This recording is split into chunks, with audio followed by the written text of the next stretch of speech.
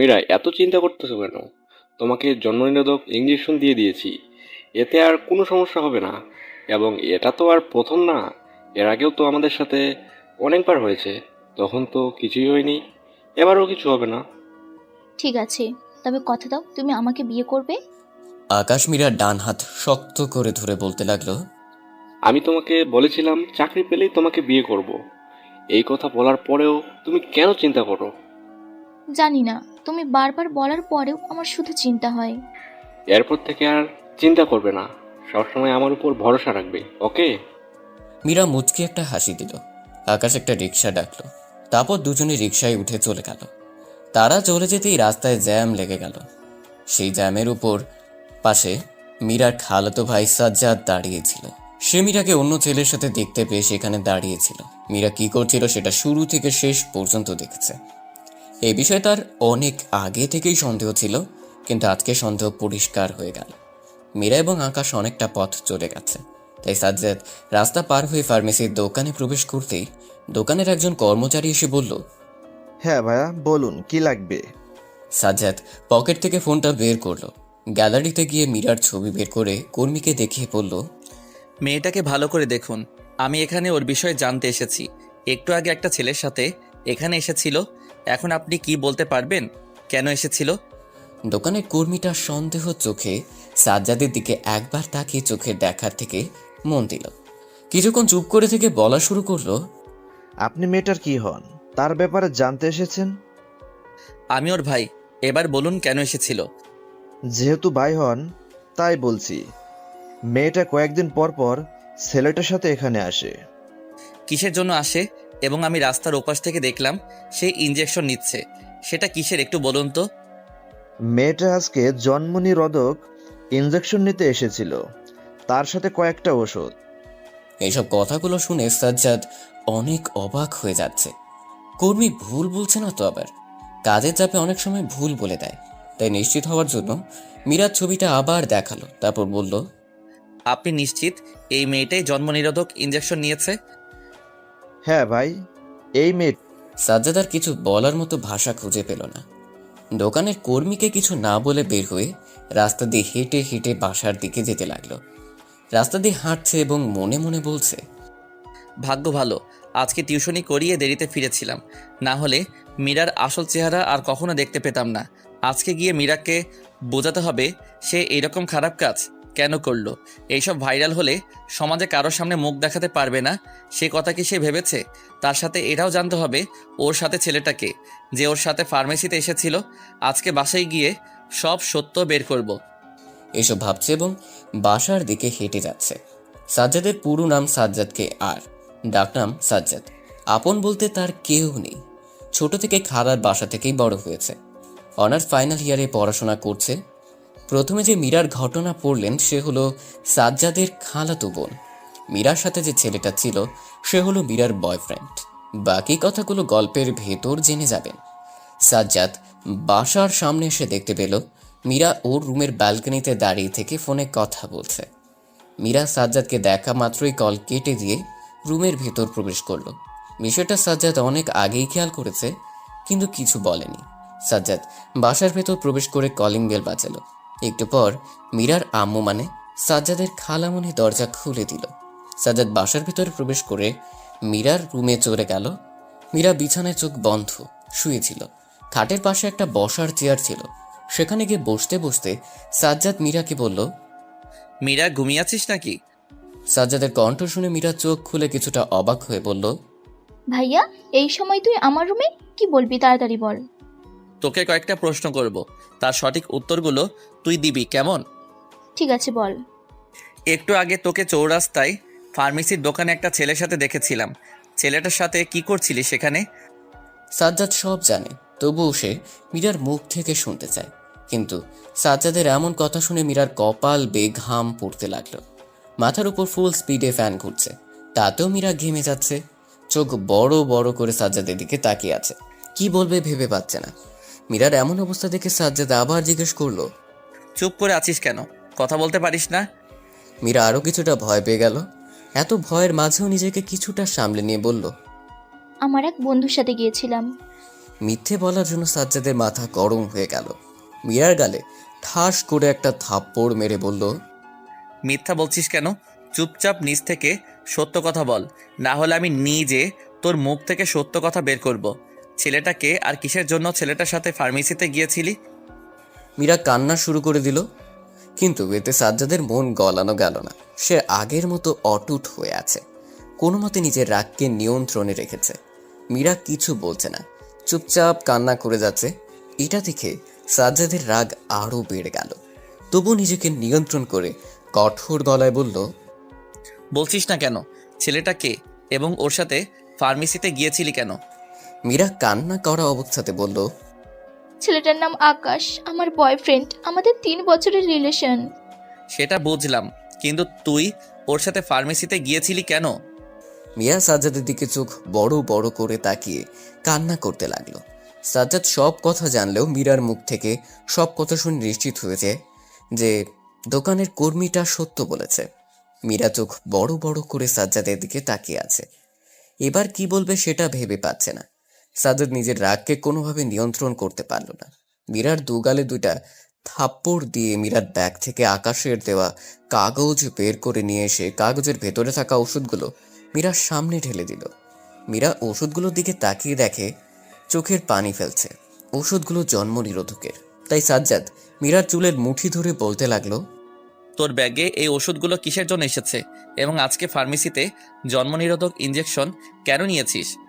মীরা নিজের হাত দিয়ে চুল ছাড়ানোর চেষ্টা করলো, কিন্তু সাজ্জাদ আরো জোরে চুলের মুঠি ধরে বলতে লাগলো, নিজের বয়ফ্রেন্ডের সাথে নষ্টামি করতে তোর লজ্জা লাগলো না? খালু খালা কি তোকে এসব করার শিক্ষা দিয়েছে? এবং সেগুলো করেছিস, এখন যদি প্রেগনেন্ট হয়ে পড়িস তাহলে তোর দায়িত্ব কে নিবে?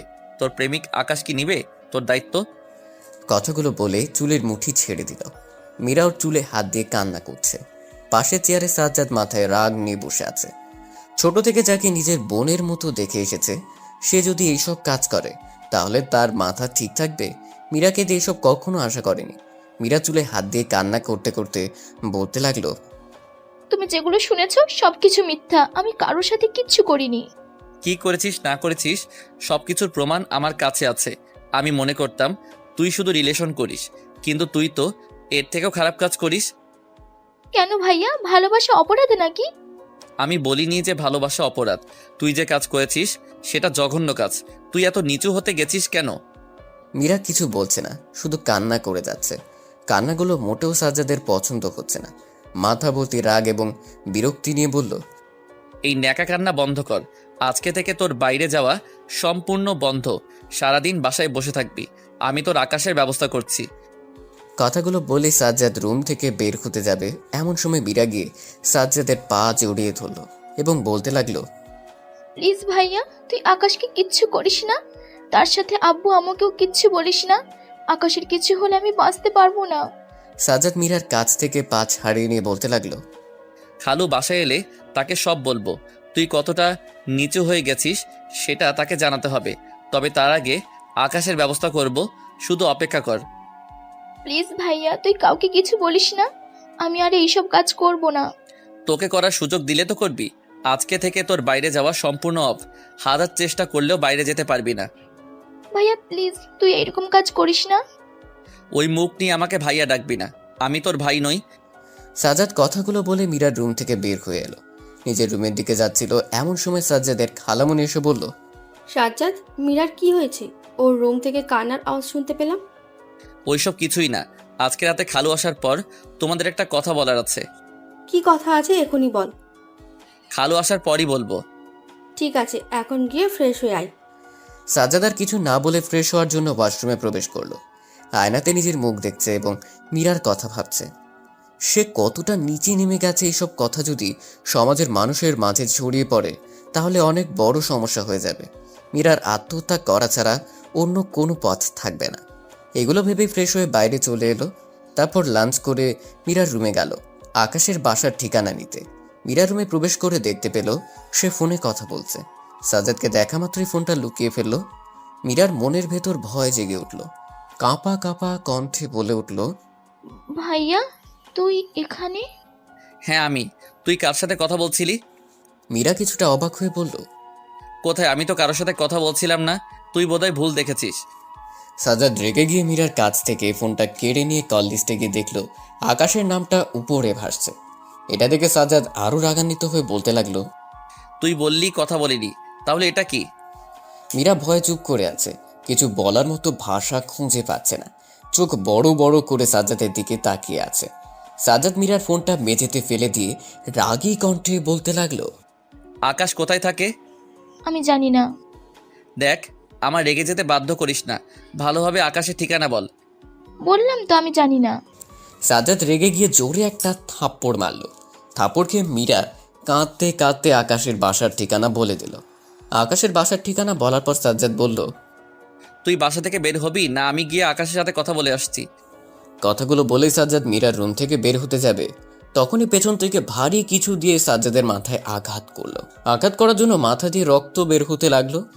সাজ্জাদ মাথায় হাত দিয়ে পেছনে তাকালো, তারপর দেখলো মীরা হাতে ফুলদানি নিয়ে দাঁড়িয়ে আছে। সাজ্জাদ কিছু বলতে যাবে তার আগে মীরা শয়তানি হাসি দিয়ে বলল, তোকে অনেকবার বারণ করেছিলাম কিন্তু আমার কথা শুনলি না। এখন দেখ আমি তোর কি অবস্থা করি। তোর উপর এমন অপবাদ দিব যার জন্য কেউ তোর কথা বিশ্বাস করবে না। সাজ্জাদ মাথায় হাত দিয়ে দাঁড়িয়ে আছে, চোখটা আস্তে আস্তে বন্ধ হয়ে আসছে। মীরার কথাগুলো পুরোটা বুঝতে না পারলেও যেটুকু বুঝেছে সেটা উত্তর দেওয়ার জন্য বলল, তুই কাজটা ঠিক করিসনি, এর শাস্তি তুই ঠিক পাবি, শুধু সময়ের অপেক্ষা। মীরা সাজ্জাদের গালে থাপ্পড় দিয়ে বলতে লাগলো, সেটা দেখা যাবে, আগে তোকে শেষ করি তারপর বাকিটা। ফুলদানি মীরার হাতেই ছিল। মীরার কথা শেষ হতে আবার সেই ফুলদানি দিয়ে সাজ্জাদের মাথায় আঘাত করলো। এবার অনেক জোরে আঘাত করেছে, যেটার চাপ সাজ্জাদ সহ্য করতে না পেরে জ্ঞান হারিয়ে ফেলল। সাজ্জাদের জ্ঞান ফিরল, নিজেকে ছোট একটা রুমের ভেতরে আবিষ্কার করলো। চারিদিকে একবার তাকিয়ে বুঝতে পারলো এটা হাসপাতালের কেবিন, কিন্তু সে এখানে কেন, কিভাবে এলো? এরকম হাজারটা প্রশ্ন মনের ভেতর ঘুরপাক খাচ্ছে। শুয়ে থাকতে থাকতে শরীর ব্যথা হয়ে গেছে। কতদিন এভাবে আছে সেটা বলতে পারবে না। ব্যথা কমানোর জন্য উঠে বসতে যাবে, এমন সময় একজন নার্স কেবিনে প্রবেশ করে সাজ্জাদকে বসতে দেখে বলল, আপনি উঠবেন না, শুয়ে থাকুন, না হলে সমস্যা হবে। কথাগুলো বলে নার্স তার সাজ্জাদকে পুনরায় শুইয়ে দিল। তখন সাজ্জাদ প্রশ্নবোধক চাহনিতে জিজ্ঞেস করলো, আমার কি হয়েছে যার জন্য বসে থাকলে সমস্যা হবে? আপনার মাথায় অনেক বড় আঘাত পেয়েছেন, যার জন্য আপনি বসে থাকতে পারবেন না। বসে থাকলে মাথায় সমস্যা হয়ে যাবে। নার্সের কথা শুনে সাজ্জাদ মাথায় হাত দিল। পুরো মাথায় ব্যান্ডেজ অনুভব করতে পারছে। তখন মনে পড়ে গেল মীরা মাথায় আঘাত করেছিল, যার জন্য সারা মাথা ব্যান্ডেজ করা। সাজ্জাদ বসে বসে মীরার কথা ভাবছিল। এমন সময় নার্স বলতে লাগলো, আপনি মাথায় এত ভয়াবহ আঘাত পেলেন কিভাবে? আপনি জানেন না? আর একটু হলে আপনি সব ভুলে যেতেন। সাজ্জাদ মনে মনে ভাবতে লাগলো, এখন যদি বলি মীরা আঘাত করেছে তাহলে সমস্যা হয়ে যেতে পারে। এখন মিথ্যা বলে চালিয়ে দিতে হবে। মাথার উপর সিলিং ফ্যান পড়েছিল। আপনার ভাগ্য ভালো, আপনাকে সময় মতো নিয়ে আসা হয়েছিল, যার জন্য বেঁচে গিয়েছে। আমাকে নিয়ে এসেছে কে? আপনার খালু। ও, আপনি শুয়ে থাকুন, আমি গিয়ে আপনার ফ্যামিলির লোকদের খবর দিচ্ছি। সাজ্জাদ মাথা নাড়িয়ে হ্যাঁ জানালো। নার্সটা চলে গেল। প্রায় 30 মিনিট পর কেবিনে সাজ্জাদের খালু সহ 2 জন পুলিশ প্রবেশ করলো। সাজ্জাদের খালু সাজ্জাদকে দেখিয়ে পুলিশগুলোকে বললেন, এই হলো আপনাদের আসামি, ওকে নিয়ে যান এবং কঠিন থেকে কঠিন শাস্তি দেবেন, যেন এরপর থেকে অন্য কোনো মেয়ের সাথে এমন জঘন্য কাজ না করতে পারে। কথাগুলো সাজ্জাদের মাথার উপর দিয়ে যাচ্ছে। খালু কি বলছে সেসব কিছুই বুঝছে না। পুলিশগুলো এসে সাজ্জাদের কলার ধরে বেড থেকে নিচে নামালো। তখন সাজ্জাদ বলতে লাগলো, খালু, আমি কি করেছি যার জন্য তুমি আমাকে পুলিশের কাছে তুলে দিচ্ছ? তখন একজন পুলিশ বলে উঠল, থানায় গেলে সব জেনে যাবি। পাশ থেকে সাজ্জাদের খালু রাগী কণ্ঠে বলতে লাগলো, আপনারা দাঁড়িয়ে আছেন কেন? আমার চোখের সামনে থেকে ওকে নিয়ে চলে যান। সাজ্জাদের খালুর কথা শুনে পুলিশগুলো আর দেরি না করে সাজ্জাদের কলার ধরে নিয়ে যেতে লাগলো। সাজ্জাদর খালুর কাছে জানতে চেয়েছিল কেন ওকে পুলিশের কাছে তুলে দিল, কিন্তু সাজ্জাদের খালু কিছু না বলে ওখান থেকে চলে গেলেন। অতএব পুলিশগুলো সাজ্জাদকে থানায় নিয়ে এসে জেলখানার ভেতর ঢুকিয়ে একটা চেয়ারে বেঁধে মুখটা টেপ লাগিয়ে দিল। একটু পর 2 জন কনস্টেবল ভেতরে প্রবেশ করে সাজ্জাদকে মারধর করতে লাগলো। মারধর করার ফলে শরীরের অনেক জায়গা দিয়ে রক্ত বের হতে শুরু করে দিয়েছে। একজন দারোগা জেলখানার বাইরে দাঁড়িয়ে থেকে সাজ্জাদের অবস্থা দেখছিল। সাজ্জাদের শরীরে রক্ত বের হওয়া দেখে দারোগাগুলোকে বলতে লাগলো, এবার থাম, ওর শিক্ষা হয়ে গেছে। এরপর থেকে আর কোনো মেয়ের সাথে এরকম কাজ করবে না। কথাগুলো শুনে কনস্টেবলগুলো মারা বন্ধ করে দিল। সাজ্জাদ ব্যথায় ছটফট করছে। এটা দেখে সাজ্জাদের পাশে থাকা একজন কনস্টেবল বলল, স্যার, ওর মুখের টেপটা খুলে দেই। দারোগা টেপ খুলে দেওয়ার অনুমতি দিল। সাজ্জাদের মুখ থেকে টেপ খুলতে দিতেই সাজ্জাদ ভাঙা গলায় জিজ্ঞেস করলো, প্লিজ আপনারা বলুন না আমাকে থানায় কেন নিয়ে এসেছেন এবং এভাবে মারধর করলেন কেন? জেলখানার বাইরে দাঁড়িয়ে থাকা কনস্টেবল রাগী কণ্ঠে বলল, সেটা তোর খালুর কাছ থেকে জেনে নিস, আর তোরা গিয়ে ওকে থানার বাইরে ফেলে দিয়ে আয়। সাজ্জাদের পাশে দাঁড়িয়ে থাকা দুইজন কনস্টেবলকে কথাগুলো বলেই চলে গেলেন।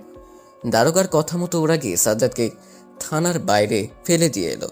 সাজ্জাদের পুরো শরীর ব্যথা, তার সাথে অনেক জায়গা দিয়ে রক্ত বের হচ্ছে। কনস্টেবলগুলো পায়ে বেশি মেরেছে, যার জন্য সেখানে অনেক ব্যথা। সাজ্জাদ অনেক কষ্টে উঠে দাঁড়ালো। তারপর ওর খালুর বাসার দিকে যেতে লাগলো। মাথা সহ সারা শরীরে অনেক ব্যথা। অনেকক্ষণ হাঁটার পর সাজ্জাদ ওর খালুর বাসায় এলো। কলিং বেল বাজাতেই খালামণি দরজা খুলে দিল। দরজার বাইরে সাজ্জাদকে দাঁড়িয়ে থাকতে দেখে রাগী কণ্ঠে বলতে লাগলো, তুই তুই এখানে কেন এসেছিস? সাজ্জাদের তেমন কথা বলার মতো শক্তি নেই, তবুও কষ্ট করে বলল, আমি এখানে আসবো না তো কোথায় যাব? সেটা আমি কিভাবে বলবো? যখন মীরার সাথে কাজটা করতে গিয়েছিলি তখন মনে ছিল না? কি করেছি মীরার সাথে? সাজ্জাদের খালামণি আরো রেগে গিয়ে বলা শুরু করলো। কি করেছি মানে? তুই যে মীরাকে নষ্ট করার চেষ্টা করেছিস সেটা কি? কথাটা শুনে সাজ্জাদের মাথা ঘুরে গেল। মনে মনে ভাবতে লাগলো, এরা পাগল হয়ে গেছে, নাকি সে মীরাকে নষ্ট করতে যাবে কেন, নাকি এটা মীরার কোনো প্ল্যান। তুমি কি বলছো? আমি ওকে এসব করতে যাব কেন? উল্টা মীরাই তো আমাকে আঘাত করেছে। মীরার নিজের ইজ্জত বাঁচানোর জন্য এইরকম করেছে। সাজ্জাদ কিছু বলতে যাবে, কিন্তু মাথায় ব্যথা থাকার কারণে আর কিছু বলতে পারল না। তখন ভেতর থেকে সাজ্জাদের খালু বলল, ওর সাথে এত কথা বলছো কেন? ওখানে ওর জামা কাপড় ব্যাগ রাখা আছে, সেগুলো ওকে দিয়ে এখান থেকে চলে যেতে বলো। সাজ্জাদের খালামণি ভেতরে গিয়ে জামা কাপড়ের ব্যাগটা নিয়ে এসে সাজ্জাদের দিকে ছুঁড়ে দিয়ে বলল, এখানে তোর সব জামা কাপড় আছে, তুই আমাদের সামনে থেকে চলে যা, আমরা তোর মুখটাও দেখতে চাই না। সাজ্জাদের মাথা ব্যথা করছে অনেক, তবু খালামণিকে বলতে লাগলো। তোমরা আমাকে তাড়িয়ে দিলে আমি কোথায় যাব? খালামণি আরো কিছু বলতে যাবে, এমন সময় সাজ্জাদের খালু এসে সাজ্জাদের কলার ধরে সাজ্জাদকে বাসার সামনে রাস্তায় নিয়ে ফেলে দিল। তারপর বলতে লাগলো, আজকের পর থেকে এই বাসার আশেপাশে তোকে যেন না দেখি। আর তুই বলছিস কি করেছিস? জানিস না? তাহলে শোন, মীরাকে যে তুই নষ্ট করতে চেয়েছিস সেটা তুই ভুলে গিয়েছিস। জন্ম নিরোধক ওষুধ দিয়ে বলেছিস এসব খেয়ে করলে কিছু হবে না, তাতে সে রাজি হয়নি দেখে ওর সাথে জোর করতে গিয়েছিলি। নিজের ইজ্জত রক্ষা করার জন্য আঘাত করেছে। এসব কথা কি তুই ভুলে গিয়েছিস? এরকম কথা শুনে সাজ্জাদ তো অবাক হচ্ছে। মীরা বলেছিল তার উপর এমন অপবাদ দিবে যেটাতে হাজার সত্য বললেও কাজ হবে না। যখন বুঝতে পেরেছে কিসের অপবাদ ছিল এটা, এগুলো সব মীরার সাজানো নাটক, রাস্তার মাঝে বসে এসব চিন্তা করছে সাজ্জাদ। কি বলবে কিছু ভেবে পাচ্ছে না। আজকের পর থেকে তোকে এখানে যেন না দেখি, দেখতে পেলে আবার পুলিশে ধরিয়ে দিব। সাজ্জাদের খালু কথাগুলো বলে বাসার ভেতরে চলে গেলেন। বাসার সামনে রাস্তায় বসে নিজের চোখের জল ফেলছে সাজ্জাদ। জামা কাপড়ের ব্যাগটা হাতে নিয়ে হাঁটতে শুরু করলো এবং মনে মনে বলতে লাগলো, আমি হাজার বললেও তারা আমাকে বিশ্বাস করবে না, কারণ মীরা যেটা বলে তারা সেই কথাগুলো বিশ্বাস করে। আমার কথার কোনো মূল্য তাদের কাছে পাবো না। এর চেয়ে আমি তাদের কাছে থেকে দূরে চলে যাব এবং মীরার বিচার আল্লাহর উপর ছেড়ে দিলাম। তিনি সব জানেন, তিনি মীরাকে কঠিন শাস্তি দিবে। এইসব ভাবতে ভাবতে অনেক পথ চলে এসেছে। মাথার ব্যথাটা আস্তে আস্তে বাড়ছে। জামা কাপড়ের ব্যাগটা বয়ে নিয়ে যাওয়ার শক্তিটাও সে পাচ্ছে না। পাশে একটা ফাঁকা বেঞ্চ চোখে পড়লো সাজ্জাদের। ব্যাগটা নিয়ে গিয়ে সেখানে বসে পড়ল। বসে বসে ভাবতে লাগলো, আমি কোথায় যাব? আগে যেখানে থাকতাম সেখান থেকে তো বের করে দিয়েছে। পকেটে কোনো প্রকার টাকা নেই। টাকা থাকলে আপাতত কোনো ব্যবস্থা করে নিতাম, কিন্তু সেটাও হবে না। কোনো টিউশনি মাস হয়নি যার জন্য কেউ টাকা দিবে না। এতদিন খালুর কাছে থাকতাম, টাকা নিয়ে তেমন সমস্যা হতো না, কিন্তু এখন কোথায় থাকবো? নিজের থাকার জায়গা নিজের খুঁজে বের করতে হবে। কথাগুলো ভাবছে আর চোখে জল ফেলছে। হঠাৎ করে ব্যাগের পকেট থেকে মেসেজের আওয়াজ এলো। তাই ব্যাগের পকেট খুলে দেখে ভেতরে সাজ্জাদের বাটন ফোনটা পড়ে আছে এবং সেটাতে মীরার নাম্বার থেকে কয়েকটা মেসেজ এসেছে। ফোনটা হাতে নিয়ে মেসেজগুলো দেখতে লাগলো। মীরা যে মেসেজগুলো লিখেছে সেগুলো হলো, তোকে বলেছিলাম না তোর উপর এমন অপবাদ দিব যার জন্য তোর কথা কেউ বিশ্বাস করতে চাইবে না। দেখ এখন কি অবস্থা হয়েছে। বারবার বলেছিলাম আমার এবং আকাশের মাঝে না আসতে, কিন্তু তুই আমার কথা শুনলি না। এবার বোঝ কেমন লাগে। মেসেজগুলো পড়ে সাজ্জাদের ঠোঁটের কোণে হাসি ফুটে গেল। এত কষ্টের মাঝে কেন হাসি পাচ্ছে সেটা বুঝতে পারছে না। যেহেতু মীরা মেসেজ দিয়েছে তাই এই কথায় রিপ্লাই এ সাজ্জাদ লিখল, চিন্তা করিস না, আল্লাহ এর বিচার করবে এবং আমিও তোর আসল রূপ বের করব। তখন সবাই দেখবে কে খারাপ আর কে ভালো। মেসেজটা পাঠিয়ে দিয়ে ফোনটা অফ করলো। তারপর ব্যাগের ভেতরে রেখে দিয়ে হাঁটা শুরু করলো। যত সময় যাচ্ছে তত মাথার এবং শরীরের ব্যথা বাড়ছে। এভাবে অনেকক্ষণ হাঁটার পর ব্যথাগুলো আরও বেড়ে গেল। ভাবলো রেস্ট নেবে, তাই সামনের একটা বসার বেঞ্চ দেখতে পেল, কিন্তু সেখানে যাওয়ার আগেই সাজ্জাদ জ্ঞান হারিয়ে পড়ে গেল। নির্জন রাস্তার পাশে দীর্ঘ সময় ধরে পড়ে আছে সাজ্জাদ। এই রাস্তার পাশে কোনো বাড়ি ঘর নেই, চারিদিকে শুধু গাছ আর গাছ। কেউ বেশি যাতায়াত করে না। সাজ্জাদের শরীরের কাটা জায়গাগুলো দিয়ে রক্ত ঝরছে, কিছু কিছু জায়গা বন্ধ হয়েছে। এত কিছুর মাঝে জ্ঞান ফিরে আসার কোনো নাম গন্ধ নেই। হঠাৎ করে সেই রাস্তা দিয়ে শহীদুল ইসলাম যাচ্ছিলেন। শহীদুল ইসলাম এই শহরের বড় বড় বিজনেসম্যানদের ভেতরে একজন। তিনি রাস্তা দিয়ে বেশি যাতায়াত করেন না, কিন্তু আজকে কি যেন ভেবে এদিক দিয়ে যাচ্ছেন। গাড়ি করে যাওয়ার সময় রাস্তার পাশে কাউকে পড়ে থাকতে দেখে ড্রাইভার জামালকে বললেন, জামাল ভাই গাড়িটা থামান। জামাল ভাই গাড়ি থামিয়ে শহীদুল ইসলামের দিকে তাকিয়ে বলতে লাগলো, স্যার, কোনো সমস্যা হয়েছে নাকি? শহীদুল ইসলাম নিজের হাত দিয়ে সাজ্জাদের দিকে ইশারা করে বললেন, ওখানে কেউ একজন পড়ে আছে, চলেন গিয়ে দেখি। স্যার, ওখানে না যাওয়াটা আমাদের জন্য ভালো হবে, হয়তো কোনো পাগল শুয়ে আছে। শহীদুল ইসলাম ড্রাইভারের মাথায় কর্ণপাত না করে গাড়ি থেকে নামলেন। তারপর আস্তে আস্তে সাজ্জাদের দিকে অগ্রসর হতে লাগলেন। সাজ্জাদের কাছাকাছি এসে শরীরে স্পর্শ করে দেখলেন এখনও জীবিত আছে, কিন্তু শরীরে অনেক জায়গা দিয়ে রক্ত বের হচ্ছে। এখনই হাসপাতালে নিয়ে যেতে হবে, না হলে নাও বেশি থাকতে পারে। শহীদুল ইসলাম দেরি না করে ড্রাইভার জামালকে উদ্দেশ্য করে বলতে লাগলেন, জামাল ভাই গাড়িটা এখানে নিয়ে আসেন, ছেলেটাকে হাসপাতালে নিয়ে যেতে হবে, আরো দেরি হলে বাঁচানো সম্ভব হবে না। জামাল ভাই সাজ্জাদের কাছাকাছি গাড়ি নিয়ে এলেন। তারপর দুজনে মিলে সাজ্জাদকে গাড়িতে শুইয়ে দিয়ে রাস্তায় সাজ্জাদের জামা কাপড়ের ব্যাগ পড়েছিল। শহীদুল ইসলামের চোখে পড়া মাত্রই উনি ব্যাগটা নিয়ে গাড়িতে রেখে দিয়ে এবং সামনে ড্রাইভারের সাথে বসে পড়লেন। পেছনে সাজ্জাদকে শুয়ে রাখা হয়েছে, যার জন্য জায়গা নেই। জামাল ভাই ড্রাইভিং সিটে বসে গেলেন। স্যার, আমরা এখন কোথায় যাব? আমার হাসপাতালে নিয়ে চলুন, ছেলেটাকে চিকিৎসা করাতে হবে। জামাল ভাই বাড়তি কোনো কথা না বলে গাড়ি ড্রাইভিং করতে লাগলেন। প্রায় 10 মিনিট পর শহীদুল ইসলামের হাসপাতালের সামনে এসে পড়লেন। গাড়ি থামিয়ে কয়েকজন লোকের সাহায্যে সাজ্জাদকে ভেতরে নিয়ে গিয়ে ইমার্জেন্সিতে ভর্তি করলেন। শহীদুল ইসলাম বড় মাপের বিজনেসম্যান হওয়ায় তিনি হাসপাতাল, স্কুল, কলেজ অনেক কিছু তৈরি করে দিয়েছেন। এমার্জেন্সি কেবিনের সামনে একটা চেয়ারে বসে আছেন শহীদুল ইসলাম এবং ড্রাইভার। শহীদুল ইসলামের শার্টে কিছুটা রক্ত লেগে গেছে। জামাল ভাই সেগুলো দেখে বললেন, স্যার, আপনার শার্টে রক্ত লেগে গেছে, চলুন আপনাকে বাসায় নিয়ে যাই। ডাক্তার সাহেব বের হওয়ার পর বাসায় যাব। তাহলে আপনার জন্য খাবার নিয়ে আসি। বিকেল হতে চললো, এখন তো কিছু খাননি। জামাল ভাই আপনাকে তো বললাম ডাক্তার বের হওয়ার পর বাসায় যাব, ছেলেটার জন্য চিন্তা হচ্ছে। আপনি চিন্তা করবেন না, ছেলেটার কিছু হবে না। শহীদুল ইসলাম কিছু বললেন না, চুপ করে বসে থাকতে লাগলেন। 30 মিনিট পর ডাক্তার বের হলো। শহীদুল ইসলাম ডাক্তারের কাছে গিয়ে বলল, ছেলেটা কেমন আছে? আপনি চিন্তা করবেন না, ছেলেটা এখন বিপদ মুক্ত, তবে মাথায় একটু বেশি ক্ষতি দেখলাম। ভারী কিছু দিয়ে আঘাত করার ফলে এমনটা হয়েছে। ডাক্তারের কথা শুনে শহীদুল ইসলাম চিন্তায় পড়ে গেলেন। প্রশ্নবোধক চাহনিতে ডাক্তারকে বললেন, মাথার আঘাতের জন্য কি কোনো সমস্যা হবে? তেমন সমস্যা হবে না, ওষুধ লিখে দেব, নিয়মিত খাওয়ালে ঠিক হয়ে যাবে। ছেলেটাকে বাসায় নিয়ে যেতে পারবো কবে? সেটা জ্ঞান ফেরার পর বলতে পারবো। ও, আমরা কি এখন দেখা করতে পারবো?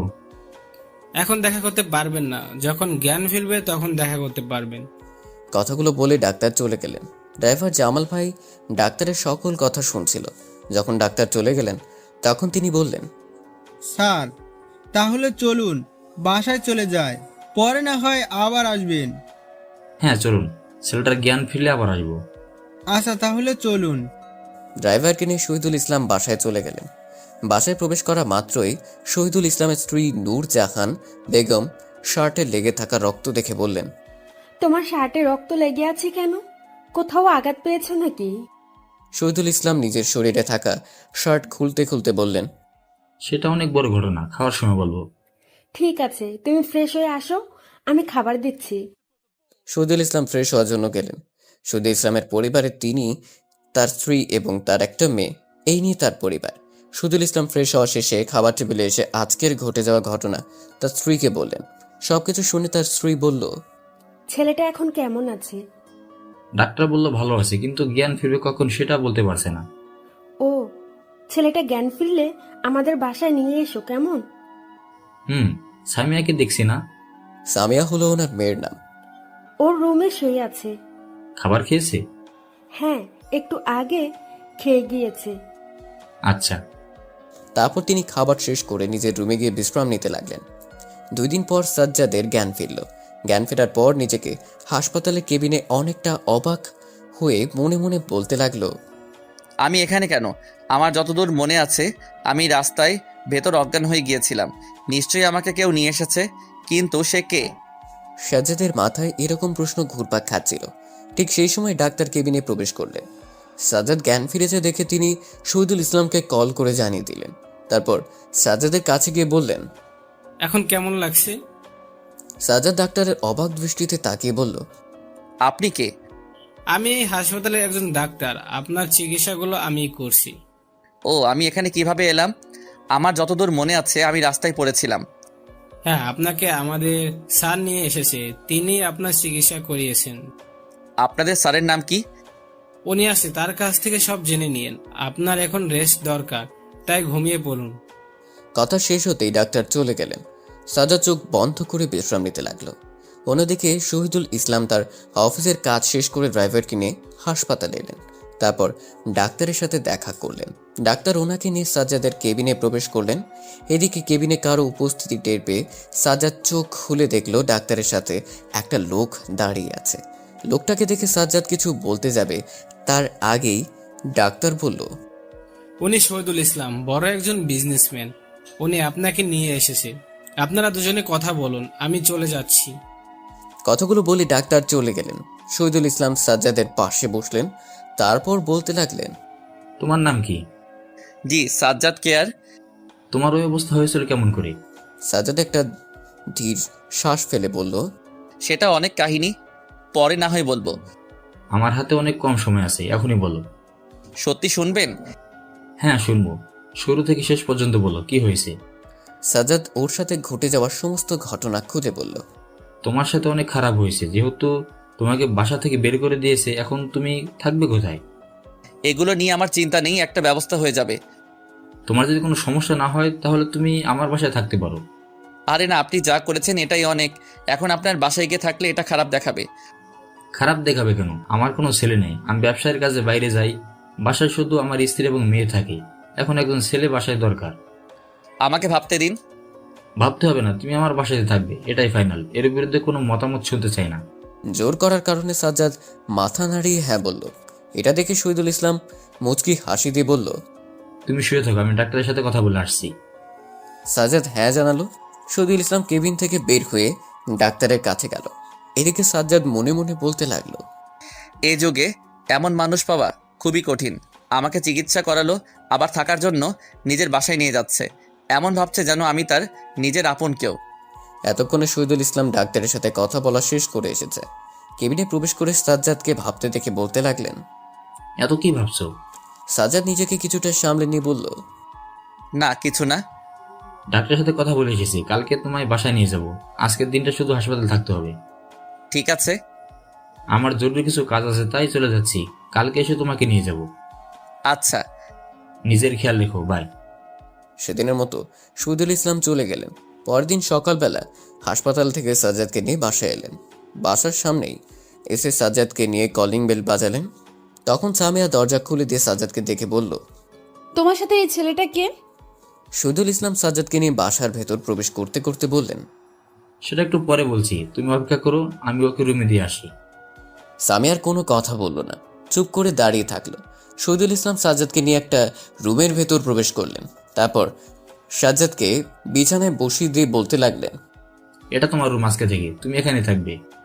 সাজ্জাদ রুমের চারিদিকে একবার তাকিয়ে দেখলো। খুব সুন্দর একটা রুম, সবকিছু গুছিয়ে রাখা আছে। রুমটা খুব সুন্দর।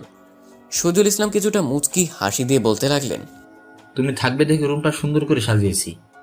আমার জন্য এত কিছু করতে গেলেন কেন? ভালো লেগেছে তাই করেছি। এখন তুমি রেস্ট নাও, পরে কথা হবে। ঠিক আছে। সাজ্জাদ বিছানায় শুয়ে পড়ল। তারপর শহীদুল ইসলাম রুমের বাইরে বের হয়ে দেখলেন সামিয়া দরজার পাশেই দাঁড়িয়ে আছে। সামিয়া শহীদুল ইসলামকে দেখা মাত্রই জিজ্ঞেস করলো, আব্বু, ছেলেটা কে এবং আমাদের বাসায় নিয়ে এসেছো কেন? তোকে তো আম্মু কিছু বলেনি? সামিয়া মাথা নাড়িয়ে না জানালো। তখন শহীদুল ইসলাম বললেন, ঠিক আছে, তাহলে আমি বলছি সেগুলো মনোযোগ দিয়ে শোন। 3 দিন আগে যখন অফিস থেকে বাসায় আসছিলাম, এমন সময় ছেলেটা রাস্তায় আহত অবস্থায় পড়ে থাকতে দেখেছিলাম। ছেলেটার চেহারা দেখে আমার কেমন যেন মায়া লাগছিল, তাই ওকে হাসপাতালে নিয়ে চিকিৎসা করিয়েছি। 2 দিন পর ওর জ্ঞান ফিরেছিল। তখন পরিবারের কথা জিজ্ঞেস করতে বলেছিল তার কেউ নেই, খালুর বাসা থেকে বড় হয়েছে, কিন্তু ওর খালাতো বোন মিথ্যা একটা অপবাদ দিয়ে পুলিশের কাছে ধরে দিয়েছিল। তারপর থানা থেকে মারধর করার পর যখন ওর খালুর বাসায় যায়, তখন ওখান থেকে ওর জামা কাপড় দিয়ে বের করে দেয়। এখন ছেলেটা যাওয়ার কোনো জায়গা নেই, তাই আমাদের বাসায় নিয়ে এসেছি। এত কিছু শুনে সামিয়া অবাক হয়ে শুনছিল। কথাগুলো বলা শেষে নিজেকে সামলে নিয়ে বলল, কিসের জন্য অপবাদ দিয়েছিল? খুব খারাপ একটা কাজের জন্য। সে কথা তুই শুনলি ভালো, আমি তোকে এসব বলতে পারবো না। সমস্যা থাকলে বলা লাগবে না, কিন্তু ছেলেটা এখানে থাকবে ভালো কথা, যদি আমাদের কোনো ক্ষতি করে? সেটা করবে না, ছেলেটা অনেক ভালো। এই যুগে ওর মতো ছেলে পাওয়া খুব কঠিন। ঠিক আছে, তুমি যেহেতু বলছো মেনে নিলাম, কিন্তু ছেলেটা ভুলেও যেন আমার সাথে কথা বলতে না আসে। ঠিক আছে, আমি বলে দিব তোকে। হুম।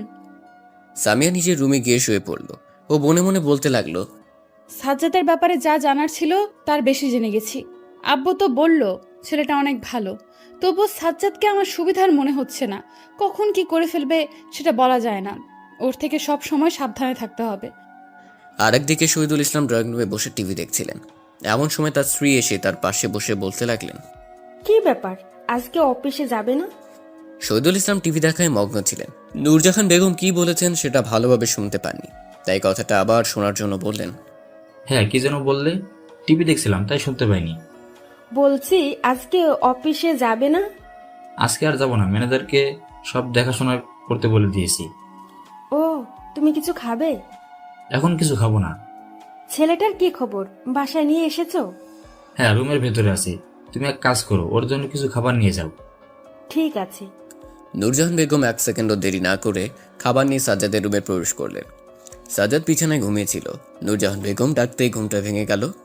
রুমের ভেতরে একজন অপরিচিত মহিলাকে দেখে কি বলবে সেটা ভেবে পাচ্ছে না। সাজ্জাদ নূরজাহান বেগমের দিকে তাকিয়ে আছে। এটা দেখে নূরজাহান বেগম বললেন, এভাবে তাকিয়ে থাকার কিছু নেই। তোমার জন্য খাবার নিয়ে এসেছিলাম, সেইগুলো টেবিলে রেখে গেলাম, তুমি খেয়ে নিও। সাজ্জাদ তবুও তাকিয়ে আছে। এটা দেখে নূরজাহান বেগম আবার বললেন, তোমার কি কোনো সমস্যা হচ্ছে? সাজ্জাদ মাথা নাড়িয়ে না জানালো। তখন নূরজাহান বেগম আবার বলা শুরু করলেন, তোমার কিছু জানার থাকলে জিজ্ঞেস করতে পারো। না, আমার কিছু জিজ্ঞেস করার নেই। ও আচ্ছা, খাবারগুলো টেবিলে রেখে গেলাম, খেয়ে নিও। ঠিক আছে। সেই সময়ের মতো নূরজাহান বেগম চলে গেলেন। রাত 10টার দিকে সাজ্জাদ সহ শহীদুল ইসলামের পরিবার ডিনার করছে। সাজ্জাদ ডিনার করছিল, এর মাঝে শহীদুল ইসলাম সামিয়াকে দেখিয়ে দিয়ে বললেন, সাজ্জাদ ও আমার একমাত্র মেয়ে সামিয়া। সাজ্জাদ সামিয়ার দিকে একবার তাকালো, তবে কিছু বলল না। মুখটা ভালো করে দেখে চোখটা নামিয়ে নিল। তখন শহীদুল ইসলাম তার স্ত্রী নূরজাহান বেগমকে দেখিয়ে দিয়ে বললেন, উনি হলেন আমার স্ত্রী, তোমার কোনো সমস্যা হলে ওনাকে জানাবে। সাজ্জাদ মাথা নাড়িয়ে হ্যাঁ জানালো। সবাই পরিচয় দিতে দিতে সাজ্জাদের খাবার শেষ। টেবিল থেকে হাত ধুয়ে উঠতে যাবে এমন সময় আবার শহীদুল ইসলাম বললেন, তুমি পড়াশোনা করো কিসে? জি, আমি এবার অনার্স ফাইনাল ইয়ারে। ও, সামিয়ার থেকে 1 বছরের সিনিয়র তুমি। সামি এবার অনার্স 3rd ইয়ারে। ও ভালো, এতে সমস্যা কোথায়? আরে না, কোনো সমস্যা নেই। তোমার কি পড়াশোনা করার ইচ্ছা আছে? ইচ্ছে আছে, তবে পড়াশোনার যে টাকা খরচ হবে সেগুলো আসবে কোথা থেকে? তুমি কোনো চিন্তা করো না, আমি একটা ব্যবস্থা করে দেব। আচ্ছা। সাজ্জাদ শহীদুল ইসলামের ওপরের অপেক্ষা না করে ওখান থেকে রুমে এসে ওষুধ খেয়ে ঘুমিয়ে গেল। সাজ্জাদ চলে যাওয়ার পর শহীদুল ইসলাম সামিয়াকে বলা শুরু করলেন, তুই বাসায় একা থাকিস, মাঝে মাঝে ওর সাথে কথা বলবি, এটা তোর ভালো লাগবে। সামিয়া কিছুটা বিরক্তিকর কণ্ঠ নিয়ে বলল, সেটা দেখবো কি করা যায়। যা, এখন গিয়ে ঘুমিয়ে পর, সকালে উঠতে হবে। শহীদুল ইসলামের কথা শুনে সামিয়া ওর রুমে চলে গেল। অনেক রাত হয়ে যাওয়াতে শহীদুল ইসলাম ওর রুমে গিয়ে ঘুমিয়ে পড়লেন। পরের দিন নূরজাহান বেগমের ডাকে ঘুম ভাঙল সাজ্জাদের। চোখ খুলে নূরজাহান বেগমকে দাঁড়িয়ে থাকতে দেখে সাজ্জাদ বলা শুরু করলো। আন্টি দাঁড়িয়ে আছেন কেন? খাটে বসুন। নূরজাহান বেগম কিছুটা মুচকি হাসি দিয়ে বললেন, না বাবা থাক, তুমি বললে এটাতে অনেক খুশি। আমার কাছে কোনো দরকার এসেছিলেন? অনেক বেলা হয়ে গিয়েছে, তাই ডাকতে এসেছিলাম। আমি তোমার নাস্তার ব্যবস্থা করছি, তুমি গিয়ে ফ্রেশ হয়ে এসো। নাস্তা শেষে ঔষধ খেতে হবে। হ্যাঁ, আপনি যান, আমি ফ্রেশ হয়ে আসছি। নূরজাহান বেগম কিছুটা মুচকি হাসি দিয়ে রুম থেকে বের হয়ে গেল। সাজ্জাদ বিছানা থেকে নেমে ওয়াশরুমে ঢুকে ফ্রেশ হয়ে নিল। তারপর নাস্তা করার জন্য রুমের বাইরে বের হলো। সাজ্জাদ খাবার টেবিলের কিছুটা কাছাকাছি এসে সামিয়াকে দেখে কিছুটা অবাক হয়ে গেল, কারণ বাসায় আসার পর থেকে সামিয়াকে সবসময় মডার্ন জামা কাপড় পরতেই দেখেছে, কিন্তু এখন বোরকা পরে খাবারের টেবিলে বসে আছে। এই বিষয়টা সাজ্জাদের অনেক ভালো লাগলো। যেখানে অন্য সকল বিজনেসম্যানের মেয়েরা ছোট ছোট জামা কাপড় পরে পুরো শহর ঘুরে বেড়ায়, সামিও তাদের মতো ধনী হয়ে বোরকা পরে ঘুরে বেড়ায়। এই ব্যাপার সাজ্জাদের খুব পছন্দ। সাজ্জাদ খাবার টেবিলে বসে আছে, ওর সামনে সামিয়া বসে আছে। কারো প্লেটে কোনো প্রকার খাবার নেই। এদিকে সামিয়ার ভার্সিটিতে লেট হয়ে যাচ্ছে, অনেকক্ষণ ধরে অপেক্ষা করছে, কিন্তু এখন আর পারছে না। কিছুটা বিরক্তি হয়ে চেঁচিয়ে বলল, আম্মু আর কতক্ষণ লাগবে? দেরি হলে বলো, আমি বাইরে গিয়ে নাস্তা করে নিব। নূরজাহান বেগম কিচেন থেকে বললেন। আর একটু অপেক্ষা করো, হয়ে এসেছে। সামিয়া আরো কিছুটা বিরক্ত হয়ে বলল, সেই কখন থেকে তো বলে যাচ্ছ, আর একটু আর একটু, কত সময় লাগবে সেটা বলছো না কেন? তখন নূরজাহান বেগম খাবার নিয়ে এসে সামিয়া এবং সাজ্জাদের প্লেটে দিয়ে বললেন, নে এবার খেয়ে যা, আর চেঁচিয়ে বলতে হবে না। সামিয়া কিছু না বলে নাস্তা করে গাড়ি নিয়ে ভার্সিটি চলে গেল। এদিকে সাজ্জাদ নাস্তা শেষ করে ঔষধগুলো খেয়ে নিয়ে বাসাটা ঘুরে ঘুরে দেখতে লাগলো। যখন থেকে বাসা এসেছে তখন থেকে বাসাটা ভালো করে দেখতে পারেনি, এখন পুরো বাসা ঘুরে ঘুরে দেখবে। বাসা ঘুরে ঘুরে দেখতে দেখতে ছাদে চলে এলো সাজ্জাদ। ছাদের এক কোণে দাঁড়িয়ে বাসার সীমানা দেখছে। বাড়িটা বাইরে থেকে ছোট মনে হলো, ভেতর অনেক বড়, অনেকগুলো রুম, তার সাথে অনেক কাজের লোক আছে। তুমি ছাদে আছো? আমি তোমাকে সারা বাসা খুঁজে বেড়াচ্ছি। হঠাৎ করে কারো কণ্ঠ শুনে পেছনে তাকালো সাজ্জাদ। নূরজাহান বেগম হাতে তসবিহ নিয়ে দাঁড়িয়ে আছে। সাজ্জাদ ওনাকে দেখে কিছুটা চিন্তিত হয়ে বলল, কেন আন্টি, কোনো সমস্যা হয়েছে নাকি? সেই সব কিছুই হয়নি। আমি ভাবলাম ছেলেটা অসুস্থ শরীর নিয়ে কোথায় গেল। আপনাদের এই বাসাটা ঘুরে ঘুরে দেখছিলাম। দেখেছো? হ্যাঁ, আপনাদের বাসা অনেক বড়। এত বড় বাসায় আপনারা 3 জন থাকেন? হ্যাঁ, এই বাসায় আগে অনেকে থাকতো, এখন তারা তাদের মতো ব্যস্ত। ও বাসা দেখে শেষ হলে নিচে চলে এসো, কেমন? আচ্ছা আন্টি। নূরজাহান বেগম আর কিছু না বলে চলে গেল।